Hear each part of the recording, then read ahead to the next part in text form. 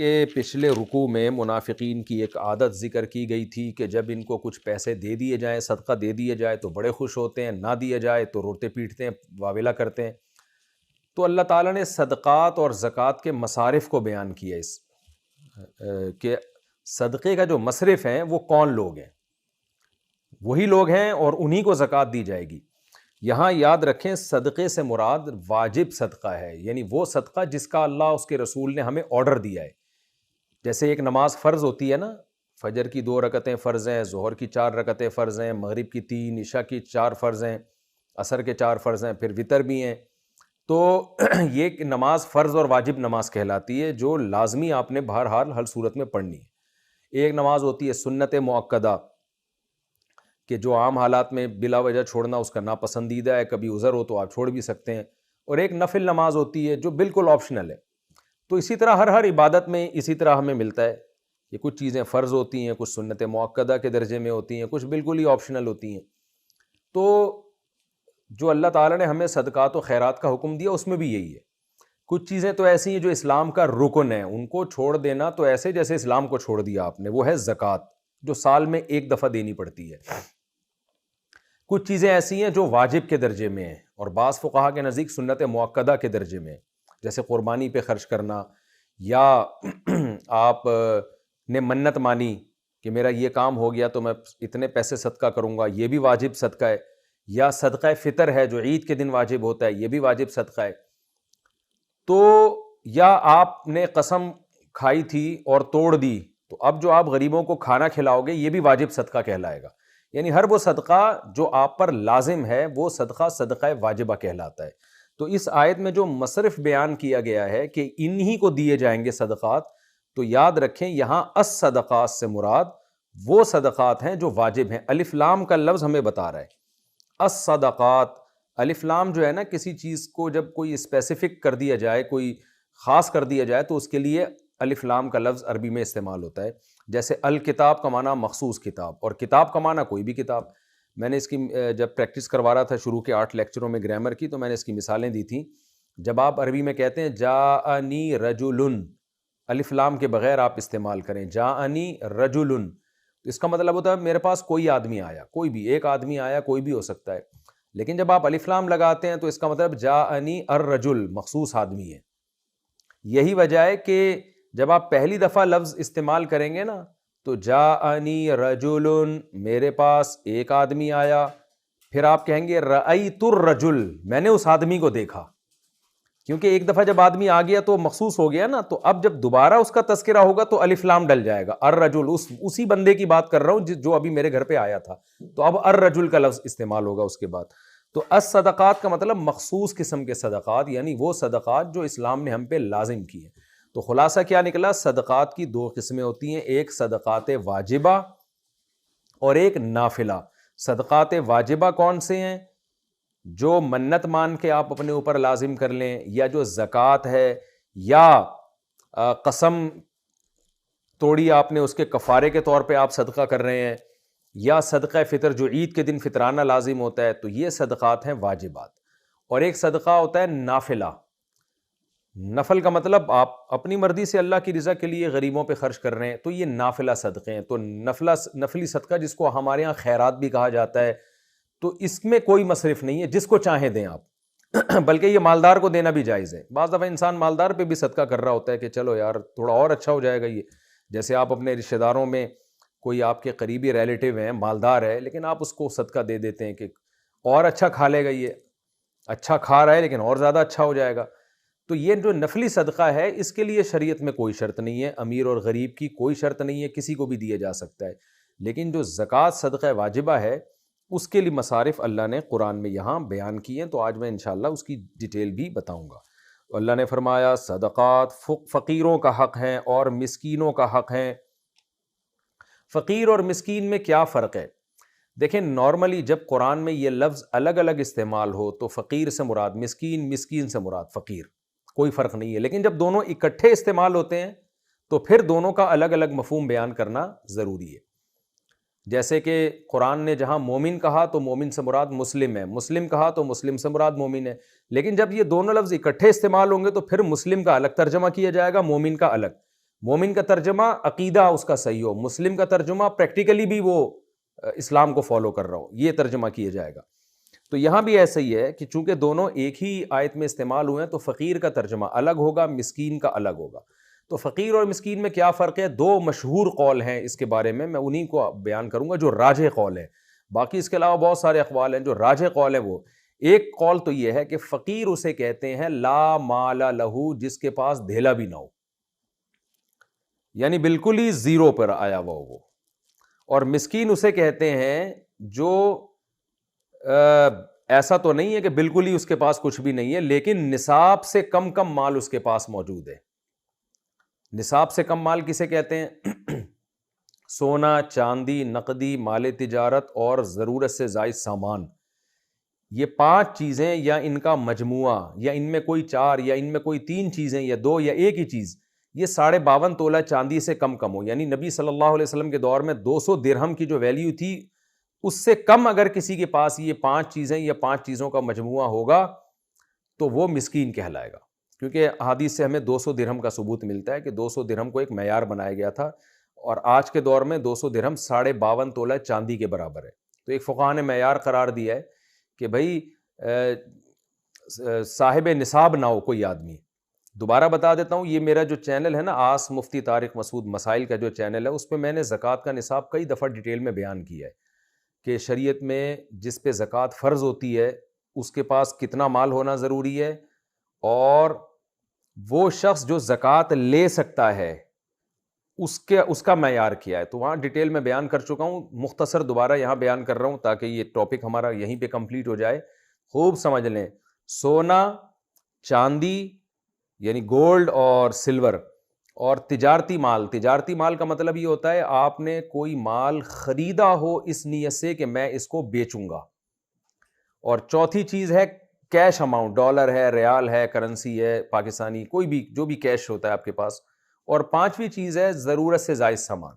ضرورت سے زائد سامان وہ ہوتا ہے نارملی گھریلو سامان میں وہ سامان جو پورے سال استعمال نہ ہو، اور پراپرٹی میں وہ پراپرٹی جو نہ آپ نے کرائے پہ دی ہوئی ہو، نہ آپ اس میں خود رہ رہے ہو، نہ وہ زراعت کے لیے استعمال ہو رہی ہے، ویسے ہی پلاٹ پڑا ہوا ہے آپ کا۔ تو یہ 5 چیزیں جو ہے یہ ان کو کاؤنٹ کیا جاتا ہے۔ تو یہ 5 چیزیں جس شخص کے پاس 52.5 تولہ چاندی کے سے کم کم ہوں گی وہ غریب کہلائے گا شریعت کی نظر میں، اس کو زکوٰۃ دی جا سکتی ہے۔ اگر 5 چیزیں نہیں 4 چیزیں ہیں، 3 چیزیں ہیں، 2 چیزیں، 1 چیز ہے تو بھی یہی ہے۔ مثال کے طور پر ایک آدمی کے پاس کیش اماؤنٹ ہی 1 لاکھ روپے ہے آج کی تاریخ میں، یعنی جولائی 2022، تو کیش اماؤنٹ کسی کے پاس اتنا پڑا ہوا ہے تو 52.5 تولہ چاندی کی قیمت سے زیادہ ہے وہ 1 لاکھ روپے، تو پھر وہ زکوٰۃ نہیں لے سکتا۔ یا کیش اماؤنٹ تو تھوڑا ہے لیکن اس کے ساتھ سلور ملا دیا، سونا ملا دیا تو اتنا بن جاتی ہے اس کی مارکیٹ ویلیو۔ خلاصہ بار بار میں جو بیان کر رہا ہوں، 5 چیزیں یا 4 چیزیں یا 3 چیزیں یا 2 یا ایک ہی چیز اگر 52.5 تولہ چاندی کے برابر ہوگی تو وہ زکوٰۃ کا مستحق نہیں ہے، وہ مسکین کہلائے گا شریعت کی نظر میں، اور اس کے لیے زکوٰۃ لینا جائز نہیں ہے۔ اس سے کم کم کی مالیت ہے تو زکوٰۃ لینا جائز ہے۔ ہاں اگر کسی کے پاس 52.5 تولہ چاندی کے برابر یہ چیزیں ہیں لیکن قرضہ اس سے بھی زیادہ ہے تو بھی وہ زکوٰۃ لے سکتا ہے، جیسے کہ آگے قرآن نے قرض داروں کا الگ سے تذکرہ کیا ہے۔ مثال کے طور پر کسی بار 1 لاکھ روپے پڑے ہوئے ہیں 52.5 تولہ چاندی کی قیمت کے برابر، یا چاندی پڑی ہوئی ہے 52.5 تولہ، لیکن قرضہ جو اس کے اوپر بنتا ہے وہ 2 لاکھ کا بن رہا ہے تو وہ زکوٰۃ لے سکتا ہے۔ تو یہ خوب اچھی طرح سمجھ لیں کہ تو مسکین کی ڈیفینیشن کیا ہوئی کہ مال تو ہو لیکن نصاب سے کم کم، اور فقیر کی ڈیفینیشن کیا ہوئی؟ سرے سے مال ہی نہیں ہے۔ تو اللہ نے دونوں کا تذکرہ کیا کہ دونوں زکوٰۃ کے مستحقین ہیں۔ سوال پیدا ہوتا ہے کہ اللہ صرف مسکین کا ہی تذکرہ کر دیتے، فقیر کا نہ کرتے، کیونکہ جب مسکین کو دینا جائز ہوتی تو فقیر کو دینا تو بطریق اولیٰ جائز ہوتی۔ تو قرآن نے فقیر کا تذکرہ الگ سے اس لیے کیا ہے موٹیویشن کے لیے کہ معاشرے میں آپ کو بہت سے ایسے لوگ بھی نظر آئیں گے جن کے پاس دھیلا بھی نہیں ہوگا، تو ان کو الگ سے ہائی لائٹ کیا جا رہا ہے ان کی ویلیو کو بیان کرنے کے لیے کہ یہ بھی زکوٰۃ کے مستحق ہیں، اور صرف یہ نہیں، اگر یہ نہیں ملتے تو مسکین کو بھی تم دے سکتے ہو۔ تو یہ حکمت ہے اس میں، دونوں فریق کو اللہ نے الگ الگ ذکر کر دیا تاکہ ہمیں یہ نہ لگے کہ بھئی فقیر ہی کو دینا ضروری ہے، تو اللہ نے بتا دیا کہ بہتر یہ کہ فقیر کو دو، فقیر نہیں ملتا تو مسکین کو بھی دے سکتے ہو۔ تو یہ ایک ڈیفینیشن مسکین کی کیا ہوئی؟ جس کے پاس نصاب سے کم. اور بہت سے فقہا کہتے ہیں کہ فقیر اور مسکین میں ایک فرق یہ بھی ہے کہ فقیر جو دیکھنے سے ہی لگتا ہو کہ دیکھنے سے نہ پتہ چلتا ہو، یعنی جس کے پاس مال نہ ہو، یہ ہے ڈیفینیشن، خواہ دیکھنے سے لگے یا نہ لگے.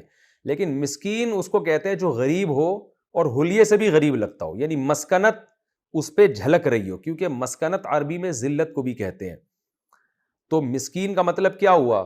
جس کے یعنی ذلت سے مراد یہ ہے کہ چہرہ اور لباس سے لگ رہا ہو کہ یہ بیچارہ معاشرے کا ایک پست آدمی ہے، اس کے پاس مال نہیں ہے. تو پھر یہ ایک اعتباری فرق ہو جائے گا، لفظی اختلاف ہو جائے گا. فقیر کا مطلب کیا ہوا؟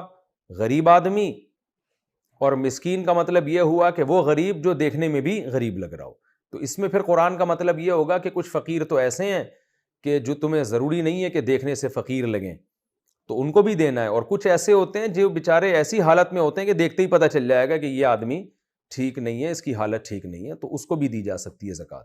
اسی وجہ سے حضرات فقہا نے بیان کیا کہ اگر آپ کسی کے ظاہری حلیے سے متاثر ہوئے اور آپ یہ سمجھے کہ یہ واقعی مسکین ہے، غریب ہے اور اس کے پاس مال نہیں ہے، آپ نے زکوٰۃ دی، بعد میں پتہ چلا کہ یہ تو فراڈی تھا، تو بھی زکوٰۃ آپ کی ادا ہو جائے گی. کیونکہ ظاہر سے تو ہم کو یہی لگ رہا تھا کہ فقیر، اب دل کے اندر کون جھانک کے دیکھ سکتا ہے، کیونکہ اللہ نے مسکین کو بھی زکوٰۃ دینے کی اجازت دی ہے. تو پہلا قول وہ زیادہ مضبوط ہے، دوسرا قول بھی ہے، لیکن پہلا قول مسکین اور فقیر کے فرق میں جو میں نے بتایا وہ ذرا زیادہ مضبوط قول ہے کہ فقیر وہ جس کے پاس سرے سے پیسہ ہی نہیں ہے، مسکین وہ کہ پیسہ تو ہے مگر نصاب سے کم ہے. تو ان دونوں کو زکوٰۃ دی جا سکتی ہے. آگے قرآن کہہ رہا ہے والعاملین علیہا، ان لوگوں کو بھی زکوٰۃ دی جا سکتی ہے جو عاملین ہیں. عامل مطلب عمل کر رہے ہیں زکوٰۃ پر، یہ ایک ٹرم ہے. عاملین ان کو کہا جاتا تھا جو گورنمنٹ کی طرف سے، خلیفہ کی طرف سے زکوٰۃ کی وصولی پر مامور ہوں. وہ اگرچہ مالدار ہوں، غریب نہ بھی ہوں، پھر بھی گورنمنٹ ان کو زکوٰۃ کے پیسوں سے تنخواہ دے سکتی ہے. یہاں مراد ان کی تنخواہ ہے. جیسے حکومت نے بھیجا بھائی زکوٰۃ لے کر آؤ فلاں جگہ سے، جا کے لوگوں سے جمع کرو تاکہ ہم اس کو غریبوں پہ خرچ کریں. تو جو گورنمنٹ کے ملازمین جائیں گے تو گورنمنٹ انہی زکوٰۃ کے پیسوں سے ان کی تنخواہیں بھی دے سکتی ہے. یہ مطلب ہے اس آیت کا. یہ مطلب نہیں ہے کہ یہ عاملین ادھر ادھر سے جا کے زکوٰۃیں اکٹھا اپنی جیب میں ڈالنا شروع کر دیں. وَالْمُؤَلَّفَةِ قُلُوبُهُمْ، اچھا یہ بھی بتا دوں کہ یہ بھی حکومت کے ساتھ خاص ہے.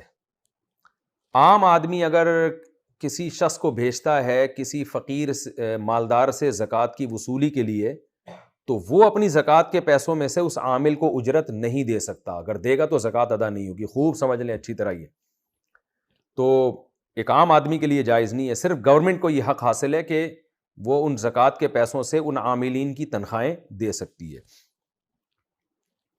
وَالْمُؤَلَّفَةِ قُلُوبُهُمْ، اللہ کہتے ہیں اسی طرح زکوٰۃ ان کا بھی حق ہے، یا صدقات واجبہ ان کا بھی حق ہیں جن کے جو مؤلفۃ القلوب ہیں. یہ بھی ٹرم ایک استعمال ہوتی ہے.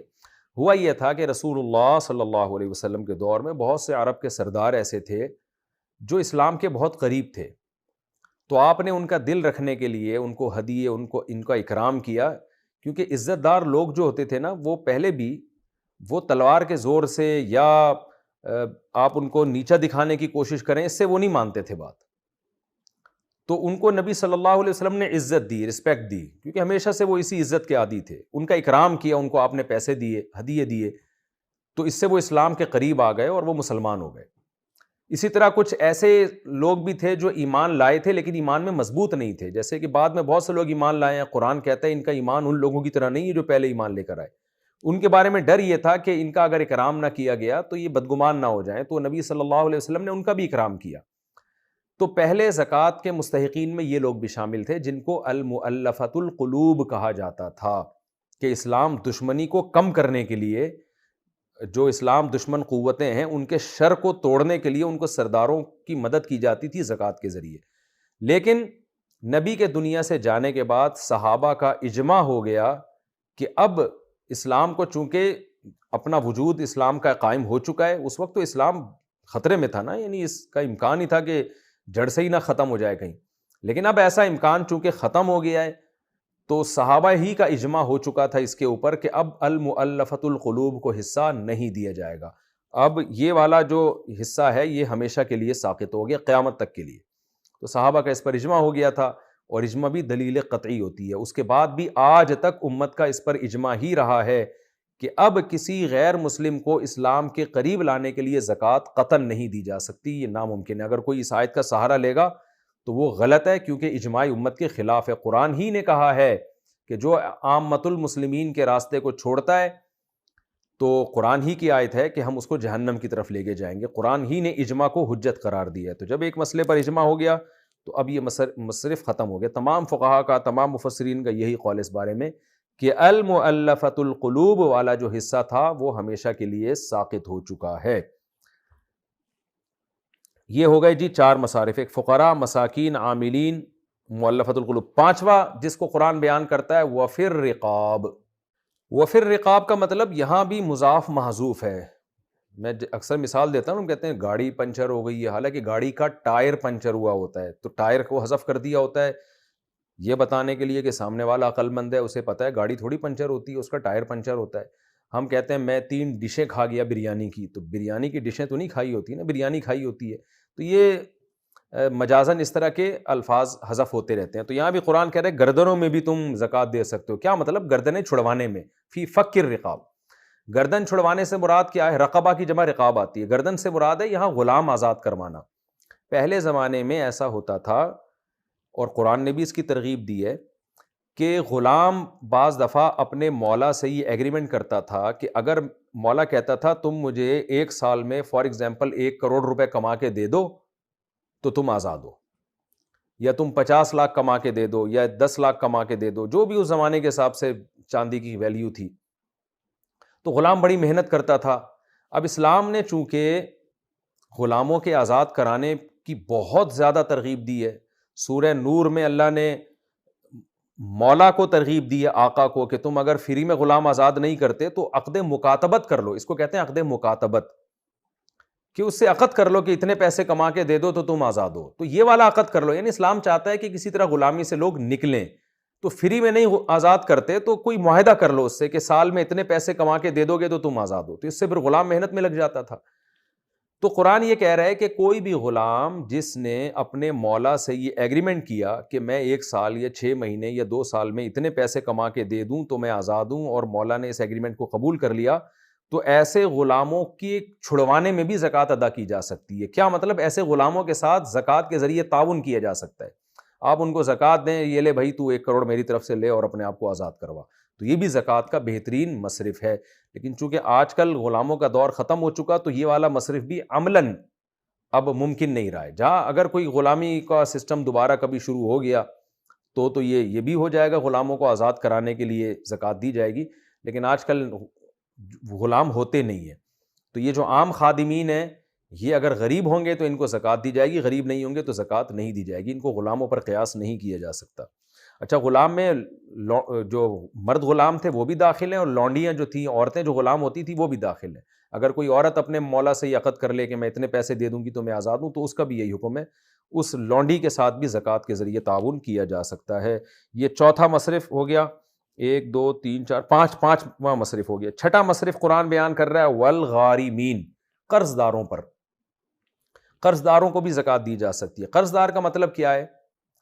کہ نصاب سے زیادہ قرضہ کسی پہ چڑھ گیا ہو. جیسے میں نے ابھی ڈیٹیل بتائی نا آپ کو، ایک آدمی کے پاس 52.5 تولہ چاندی کے برابر رقم تو ہے. اب لوگ اسے مسکین تو نہیں سمجھیں گے، لوگ کہیں گے بھائی اس کے پاس تو اتنا پیسہ ہے. لیکن قرضہ اگر اس سے بھی زیادہ ہے، اتنا قرضہ ہے کہ اگر وہ قرضہ ادا کرے تو صاحب نصاب نہیں رہتا. وہ 52.5 تولہ چاندی کے برابر اس کے پاس مال بچتا ہی نہیں ہے. مثال کے طور پر آج 52.5 تولہ چاندی کی قیمت ہے 1,00,000 روپے، اور قرضہ اس پہ چڑھا ہوا ہے 50,000 کا. تو ظاہر ہے قرضہ اگر مائنس کریں گے تو حقیقت میں یہ 50,000 کا مالک ہے، تو صاحب نصاب نہیں ہے، لہذا اس کو زکوٰۃ دی جا سکتی ہے. تو یہ مطلب ہے والغارمین کا کہ اگر کسی کے اوپر قرضہ چڑھا ہوا ہے تو اس کو بھی زکوٰۃ دی جا سکتی ہے. یہ خوب سمجھ لیں، خام خواہ میں قرضہ چڑھنے سے زکوٰۃ نہیں ہوتی. مثال کے طور پر آپ 1 کروڑ روپے کے مالک ہیں اور قرضہ آپ پر 20 روپے چڑھا ہوا ہے، تو اب کوئی آدمی زکوٰۃ مانگے لوگوں سے، لوگ کہیں تیرے تو کروڑوں کا مالک ہے، وہ کہے نہیں جی میں 20,000 میرے اوپر قرضہ چڑھا ہوا ہے، تو وہ زکوٰۃ کا مستحق نہیں ہے. اب اگر وہ یہ دلیل دینا شروع کر دے کہ قرآن کہہ رہا ہے کہ قرض داروں کو زکوٰۃ دو، تو میں بھی تو قرض دار ہوں، تو یہ غلط استدلال ہوگا. یہاں قرض داروں سے وہ والا قرض مراد ہے جو نصاب سے زیادہ قرضہ ہو, یا اتنا قرضہ ہو کہ وہ ادا کیا جائے تو نصاب بچتا ہی نہیں ہے. ایسے قرض دار کو زکوٰۃ دی جا سکتی ہے, کیونکہ یہ تفصیلیں حدیث میں اور فقہ میں ملتی ہیں. تو قرآن کی آیتوں کو ایز اٹ از لے لینا اور درمیان سے صحابہ اور تابعین کی جو تفسیر ہے اس کو نکال دینا, یہ بہت بڑی جہالت ہے. کیونکہ آج ایسے متجددین پیدا ہو رہے ہیں جو کہتے ہیں ہم صحابہ سے, تابعین سے, مجتہدین مفسرین سے قرآن نہیں سمجھیں گے, ہم خود تفسیر کریں گے. تو خود تفسیر میں پھر یہ جہالتیں لوگ کرنے بیٹھ جاتے ہیں. یہ خطرہ ہوتا ہے کہ ہر قرض دار کو کہہ دیتے ہیں بھی زکوٰۃ دے دو اس کو. وفی سبیل اللہ, اسی طرح اللہ کے راستے میں بھی زکوٰۃ دی جا سکتی ہے. اس پر بھی پوری امت کا اجماع ہے کہ یہاں اللہ کے راستے سے مراد جہاد ہے. وہ مجاہد جو اللہ کی راہ میں لڑ رہا ہو, اگرچہ وہ مالدار ہے لیکن وہ اپنے مال تک پہنچ نہیں سکتا, کیونکہ جہاد میں اکثر لوگ سفر میں ہوتے ہیں تو اس کی اپنی مال تک رسائی نہیں ہے, تو ایسے مجاہد کے ساتھ بھی تعاون کیا جا سکتا ہے زکوٰۃ کے ذریعے. اس کو اسلحہ خرید کے دے سکتے ہیں, اس کو علاج کے پیسے دے سکتے ہیں. آگے اللہ فرماتے ہیں وابن السبیل, اسی طرح مسافر کو بھی زکوٰۃ دی جا سکتی ہے. تو خوب سمجھ لیں, مسافر سے بھی وہ مسافر مراد ہے جو اگرچہ مالدار ہو لیکن سفر کی وجہ سے اپنے مال تک اس کی رسائی نہ ہو. وہ مسافر جو ڈیبٹ کارڈ یا اے ٹی ایم کارڈ لے کے گھوم رہا ہے اور جب چاہے بینک سے پیسے نکال سکتا ہے, اس مسافر کو زکوٰۃ دینا جائز نہیں ہے. یہ بھی میں اس لیے عرض کر رہا ہوں کہ اس پر بھی پوری امت کا اجماع ہے کہ یہاں مسافر سے ہر مسافر مراد نہیں ہے, کیونکہ اس آیت کا بھی لوگ غلط استعمال کر سکتے ہیں. ایک آدمی کراچی سے سفر کر کے اسلام آباد گیا 2 دن کے لیے. کراچی میں بحریہ ٹاؤن میں 25-30 پلاٹ پڑے ہوئے ہیں اس کے, اور کروڑوں روپے بینک میں پڑا ہوا ہے, اور وہ وہاں جا کے زکوٰۃ مانگ رہا ہے. اور لوگ کہہ رہے ہیں کہ تو کروڑ پتی آدمی ہے, تو وہ آیت پیش کرے, قرآن کہہ رہے جی مسافر کو بھی زکوٰۃ دی جا سکتی ہے. تو میں تو مسافر ہوں, دیکھو میں 4 کے بجائے 2 فرض پڑھ رہا ہوں. تو یہ بھی غلط استدلال ہوگا, کیونکہ یہاں مسافر سے پوری امت کا اجماع ہے. بہت سی آیتوں کی تفسیر اجماع کرتا ہے, صحابہ کرتے ہیں, تابعین کرتے ہیں, فقہا کرتے ہیں. تو اس تفصیل کے بغیر اگر آپ قرآن کو لیں گے تو آپ گمراہ ہو جائیں گے. تو خوب سمجھ لیں, وہ والا مسافر جو سفر کی وجہ سے اپنے گھر سے اتنا دور ہو کہ اس کی اپنے مال تک رسائی ممکن ہی نہ ہو, منگوا ہی نہ سکتا ہو پیسہ. پہلے زمانے میں ایسا ہوتا تھا, اب نہیں ہوتا. اب تو آپ امریکہ بھی چلے جاؤ تو آپ پیسے اپنے آپ کے اگر یہاں پاکستان میں اکاؤنٹ میں رکھے ہوئے آپ نکلوا سکتے ہو, کسی سے لون لے سکتے ہو وہاں پہ کہ میں پاکستان آ کے واپس کر دوں گا.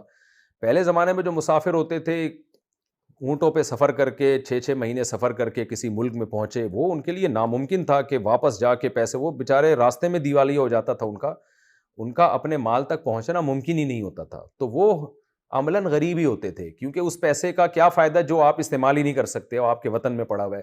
تو ایسے مسافروں کے ساتھ بھی تعاون کا شریعت نے حکم دیا.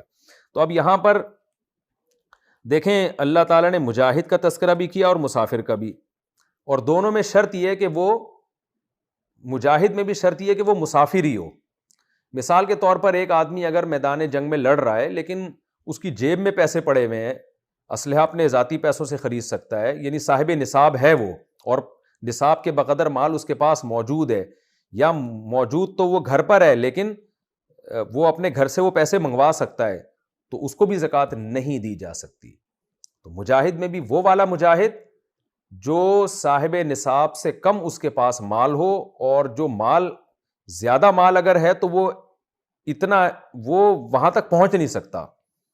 تو اب سوال پیدا ہوتا ہے کہ یہ تو ہر مسافر کا حکم ہے, تو مجاہد کو اللہ نے الگ سے کیوں ذکر کیا؟ مجاہد کی فضیلت کی وجہ سے اللہ نے الگ ذکر کیا ہے کہ عام مسافروں کو بھی دیا جائے گا اور مجاہد کو بھی دیا جائے گا, یہ بتانے کے لیے کہ مجاہد کو اللہ الگ سے ایکسپوز کر رہے ہیں کہ اس میں ڈبل ثواب ہے.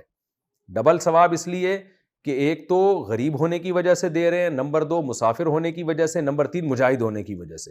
تو اس کی فضیلت زیادہ تھی, اس لیے ہے وہ بھی مسافر, لیکن اس مسافر کو عام مسافروں سے الگ کر کے بیان کیا جا رہا ہے. یعنی جو مجاہد جب سفر میں ہوگا تو اس مجاہد مسافر کو عام مسافروں سے الگ کر کے بیان کیا جا رہا ہے, اور اس کو عام مسافروں سے پہلے بیان کیا جا رہا ہے, یہ بتانے کے لیے کہ اگر کوئی شخص اللہ کے راستے میں لڑنے کے لیے گیا ہوا ہے اور اس لیے سفر میں ہے, اور ایک آدمی کسی اور وجہ سے سفر میں ہے, تو دونوں مسافر برابر نہیں ہیں. اس میں مجاہد کو ترجیح دی جائے گی عام مسافروں پہ, یہ بتانے کے لیے.